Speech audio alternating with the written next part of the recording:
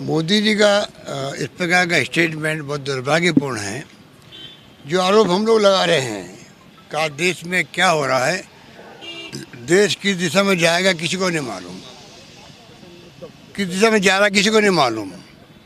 आज हिंसा का माहौल, अशांति का माहौल, ऐसा माहौल बन गया देश के अंदर। अविश्वास का माहौल पैदा हो गया है, तनाव का माहौल है। ये आरोप तो हमारे हैं, एनडीए गवर्नमेंट पर और बीजेपी पर, आरएसएस पर। और मोदी जी उल्टा ये कह रहे हैं कि हम लोग भड़का रहे हैं। जितनी विपक्षी पार्टी हैं, कांग्रेस के हमेशा आप लोगों को मालूम इतिहास क्या रहा है। जो गांधी जी के वक्त से आज़ादी की जंग में जो भूमिका अदा करी, दुनिया को मालूम है। उनका संदेश ही अहिंसा से शुरू होता है, सत्य पे शुरू होता है। और अहिंसा को लेके तो आज तक हम लोग चलते हैं, 70 साल चले आ रहे हैं। और इंदिरा गांधी जी जान चली गई, राजीव गांधी शहीद हो गए, सरदार बहन सिंह जी शहीद हो गए, सरदार बहन सिंह जी, पर आज खालिस्तान नहीं बनने दिया। एक तरफ तो ये स्थिति है कि हम त्याग बलिदान करना जानते हैं, आज़ादी के पहले भी, आज़ादी के बाद में भी। इसीलिए आज देश एक है, अखंड है, अनेकता में एकता वाला मुल्क है। भावनाओं के लिए चल रहे हैं। मजदूरों को भड़काने का हम लोग करेंगे। गलतियाँ आप लोगों ने करी है, जिसके कारण से नौबत ये आई कि अचानक लॉकडाउन हुआ, अचानक नोटबंदी हुई, लाइनें लगी बैंकों के सामने कितनी बड़ी बड़ी। उन लाइनों में कितने लोग मारे गए, किसी को अंदाज है? सर्वे करवाया भारत सरकार ने कि नोटबंदी के वक्त में भी कितने लोग मारे गए। नंबर एक, मजदूरों को चलना पड़ा पैदल, कितने लोग, कितने मजदूर रास्ते मर गए, कोई है उनके पास में आंकड़े? कितनी चिंताजनक बात है देश के लिए।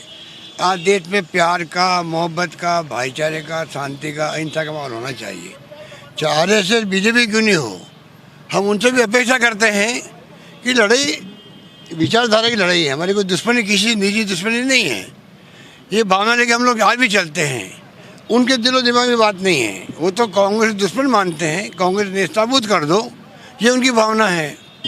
और फिर इस प्रकार की बात कहना मैं समझ अनफॉर्चुनेट बात है। मोदी जी ने कहा है कि जिन्होंने इमरजेंसी देश पे लगाई थी, वो आज डेमोक्रेसी की बात कर रहे हैं, वो परिवारवाद की बात कर रहे हैं। आज तो अघोषित डेमोक्रेसी, आज अघोषित इमरजेंसी है। और क्या देश के अंदर आज अघोषित इमरजेंसी है। अडवाणी जी ने खुद ने हिंट दिया था, सरकार बनते ही दबाव पड़ा आरएसएस का उनके ऊपर, उनको चुप होना पड़ा। देश जानता है और वो इमरजेंसी लगी, एक फैसला हुआ, दुनिया को मालूम है।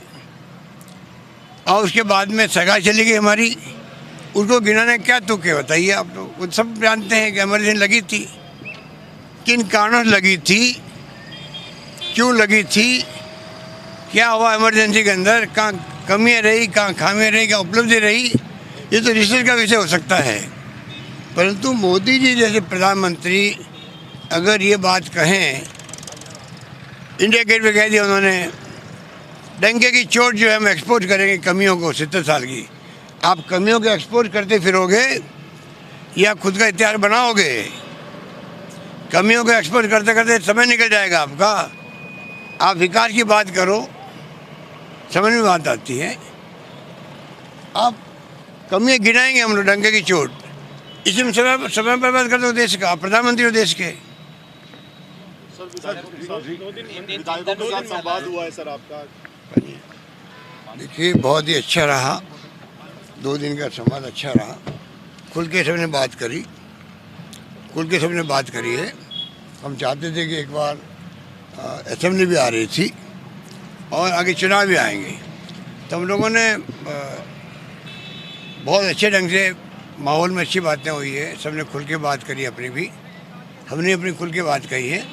और मैं समझता हूँ कि ऐसे चिंतन शिविर तो होते रहना चाहिए, उसी से आपस में एक दूसरे को जानने का मौका ही मिलता है। तो मैं बधाई देना चाहूँगा तमाम हमारे साथियों को। और अच्छे ढंग से सबने मिल कर के एकजुटता का संदेश दिया है राजस्थान में। और गुड गवर्नेंस कैसे हो, उसमें भागीदारी कैसे हो, विधायकों की हो, उस पर चर्चा खुल के हुई। हम चाहते हैं हमें अगर सरकार ने आशीर्वाद दिया है और सरकार बनने का मौका दिया है और मैं तीसरी बार मुख्यमंत्री हूँ, तो मेरी नैतिक जिम्मेदारी बनती है कि मैं किस प्रकार से गुड गवर्नेंस के लिए काम करूं और काम मेरी टीम पूरी करे, तमाम विधायक लोग करें, मंत्रिमंडल के साथी करें। तब तो शासन दिया, हमें विश्वास करके जनता ने, उनके विश्वास पे खरा उतरना चाहेंगे। हम लोग उतरने का प्रयास कर रहे हैं। हमें उम्मीद है कि 3 साल के बाद में भी सरकार विरोधी लहर कोई नहीं है राजस्थान के अंदर। ये शुभ संकेत है कांग्रेस के लिए, अगली सरकार बनाने के लिए। इसीलिए फ्रस्ट्रेशन की बात मैंने कल कही थी कि ये लोग फ्रस्ट्रेशन में आ गए हैं, निराश हो गए हैं कि 3 साल के बाद में भी सरकार विरोधी लहर क्यों नहीं पैदा हो पाई। इसलिए अब उल जुलूल बातें करते हैं, नॉन इशू को इशू बनाते हैं। हम चाहते हैं इशू को इशू बनाओ और उस पर फिर आप सामने आओ हमारे, हम उसका जवाब देंगे।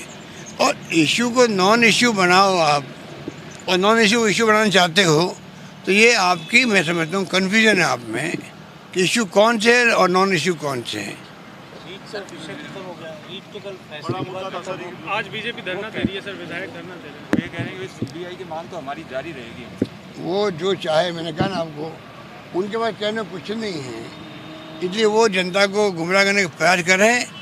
तमाम बातें जनता समझ रही है, बल्कि तमाम जो ये इनकी हरकतें हैं, जिस पर कि सोशल मीडिया के अंदर भी, वक्तव्य के अंदर भी, ये धरना दो, प्रदर्शन करो बिना मतलब के, जनता इनके अंदर भाव है कि ये क्या चाहते हैं, इनको मालूम है।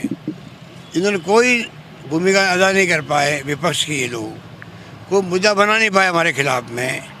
इसलिए अब चुनाव आते आते ही बातें कर रहे हैं। तो मैं समझता हूँ कि जनता इन बातों को समझ रही, इसीलिए इनको बाबा हरवाती चुनाव अच्छे बाई इलेक्शन हम जीते हैं, क्योंकि इनको जानते हैं जनता के ये लोग क्या बोलते हैं, क्या करते हैं। इनके पास ठोस बात कहने कुछ है भी नहीं।